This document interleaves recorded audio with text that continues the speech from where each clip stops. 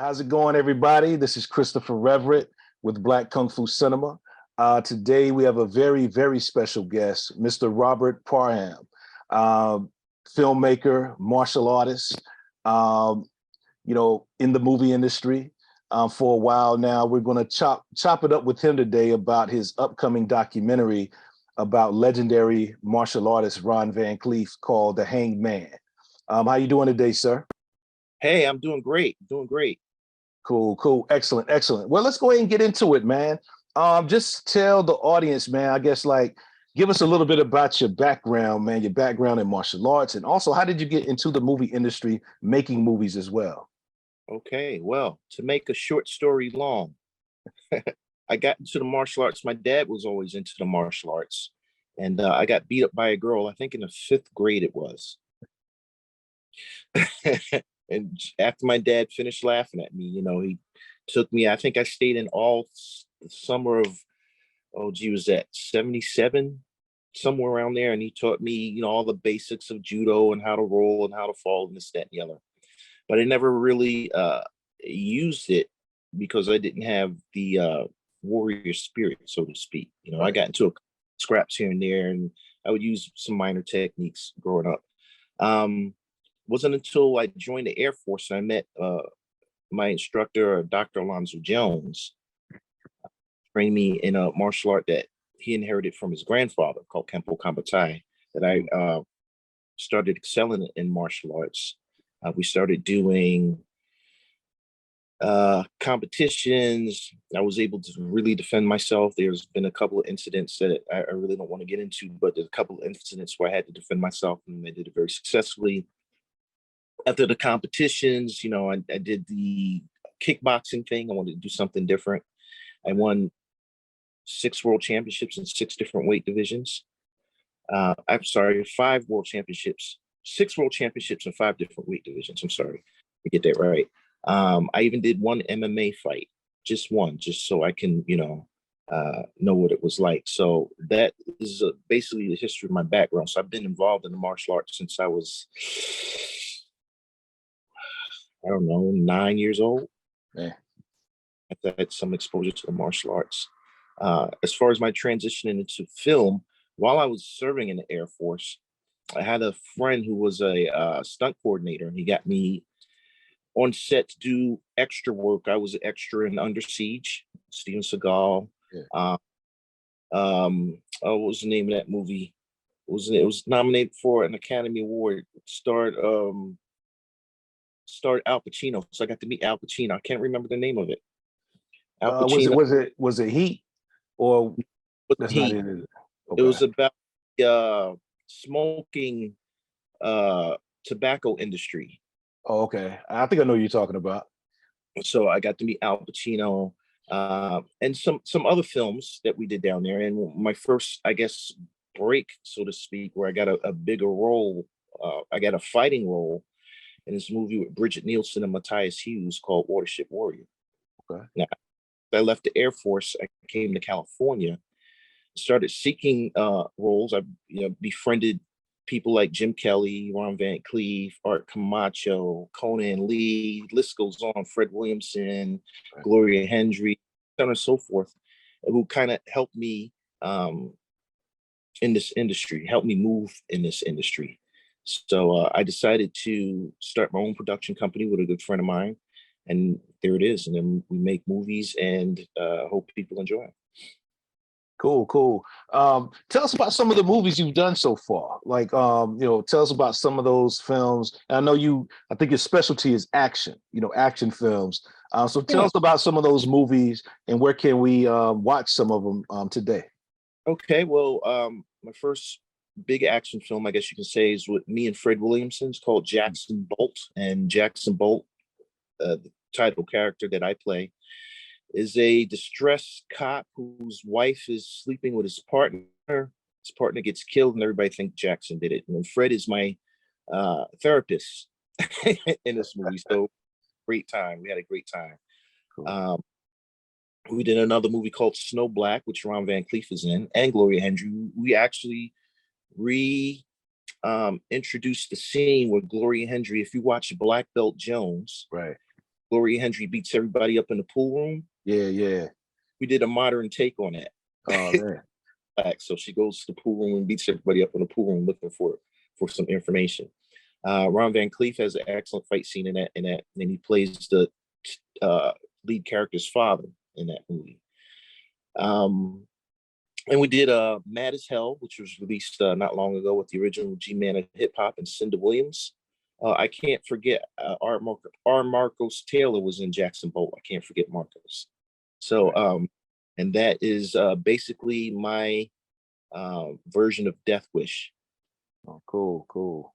Death Excellent. Wish put together. So all those movies can be found on Tubi, Amazon, Zumo, Crackle, Peacock, and things like that. Presently, we're doing a vampire movie, doing something a little different. Okay. Directed a drama in Tennessee not long ago, and I had some people say, "Hey, you should try something different." So I'm trying this vampire movie. We have Hawthorne James, if you remember Big Red from the Five Heartbeats. Yep. He's in the film as one of the mentors to the lead character, and hopefully that'll be out summertime, fall. Dope. Yeah. Excellent. Let's get into the Hanged Man a little bit, man. I know that's your new documentary project that's coming out very soon, February 28th. The Hanged Man, the story of Ron Van Clief. Let's talk about when did you meet Ron Van Clief, and also how did you come up with this concept, and what was that introduction to him like, saying, "Hey, I want to do this documentary on you"? Tell us about that whole process. Well, Ron Van Clief is a really, really good friend of a really good friend of mine, Conan Lee. And that's how we were introduced. Conan and Ron had some great relationships over in Hong Kong. And it all started on basically a three-way call. I believe it was a three-way call. And Ron and I, we just got close and we kept in contact. And this is going back maybe 10 years. Yeah, maybe 10 years this is going back. And Ron would throw some things at me, and he said, "Hey," "Robert, would you help me with my documentary?" Sure. I almost feel as a Black director, as a Black filmmaker, it's my duty to honor those who came before me and those who laid the path before me. All of the films that Ron made, Fred made, Gloria, et cetera, and so forth, Hawthorne, we couldn't, we wouldn't have the opportunity to do what we do if it wasn't for them, so we got together and we bounced ideas off of each other, and then we came up with this, and I think it's very informative. It gives a history into Ron that not a lot of people know about, because it's coming firsthand from Ron himself. I've seen some other pieces of documentaries that Ron has done, and Ron's not really telling his story. Other people's story. So this one, Ron is telling his story. He's bringing you through the trenches. He's bringing you through the bad times, through the good times. What it takes to be a martial artist, a champion martial artist, a martial arts movie star. What it's like to, have the influence that he's had in martial arts. So yeah, and then I think it's pretty good. Cool. Yeah. Also, I saw in there, man, you have a few other legends in there as well. Talking about Ron Van Clief too. I saw you had Michael Jai White. You had Cynthia Rothrock in there. How were you able to get folks like this involved with this project also to lend their voice to it? Well, basically, you catch them at I think they were at an event in Atlantic City. Right. So they all know Ron, and I believe Ron actually had a crew shoot the footage. So this was a dual thing. So while I'm here in California, Ron is Hawaii and New York, getting extra things, getting extra footage, getting things that I need for the documentary. Because as I was doing a documentary, was doing another movie called Soul Cage that we had Eric Roberts and Vern Wells in. So it's I wasn't able to travel, but Ron was able to secure those, and I think it brought a lot to the documentary. Oh, for sure, for sure. Also, I guess what while doing this documentary and learning all this stuff about Ron Van Clief, what really struck out to you? Like, man, I didn't know that, or it just kind of just blew your mind. Maybe you did know it, but then hearing it from him, just in person talking about it. Like, what's I guess something about him that really stood out to you? There's several things that stand out to me, and I'm going to name two of them. One is his humbleness. He's very humble, Right. very unlike some people in the martial arts world today, in the movie world today. He's very humble. He's easily approachable. Right. But one of the biggest things that sticks out to me is after all he's been through, hung, put in the hospitals, all the bad stuff he says in the documentary, says, but I don't hate.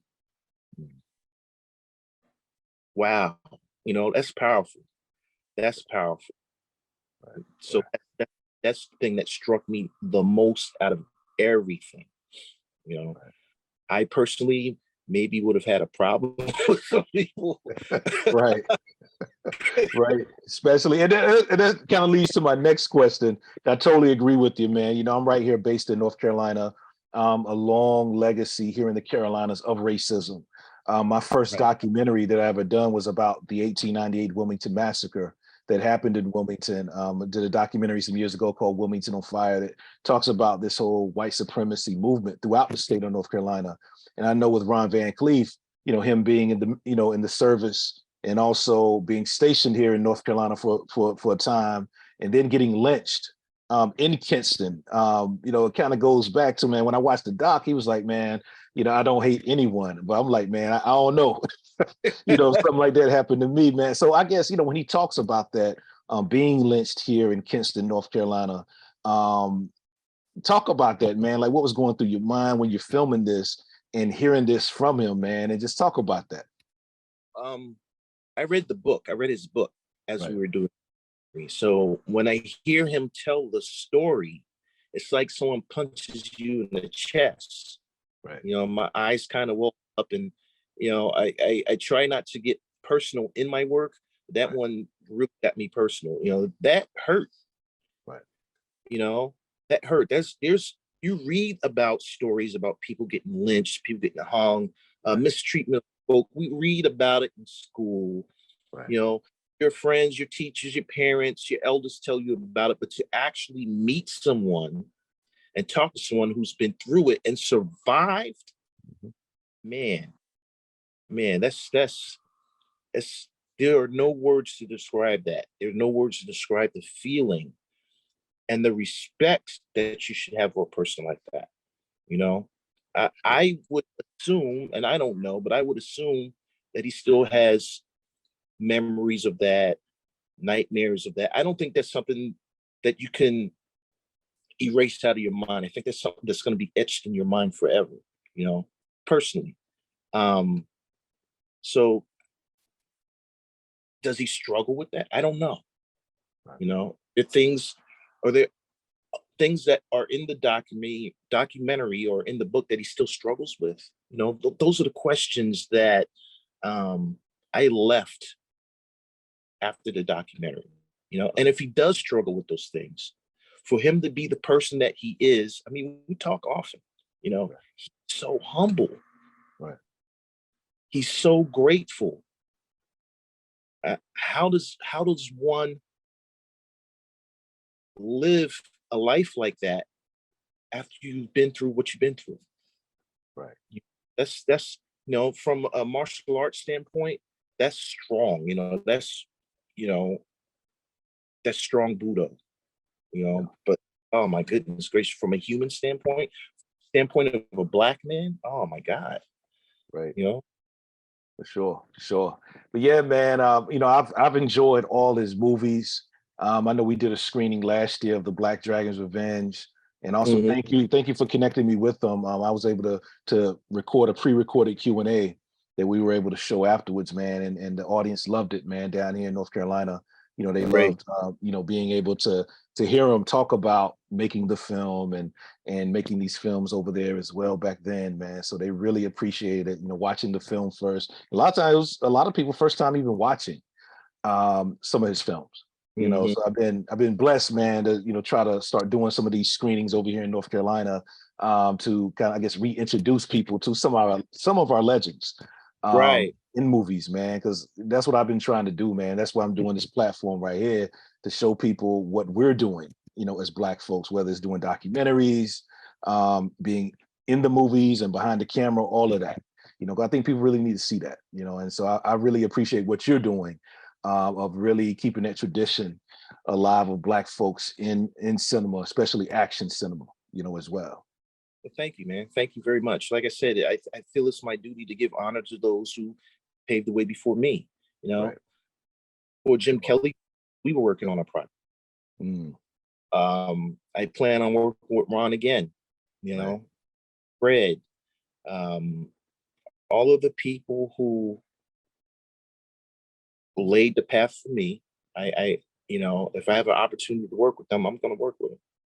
Sure. Sure.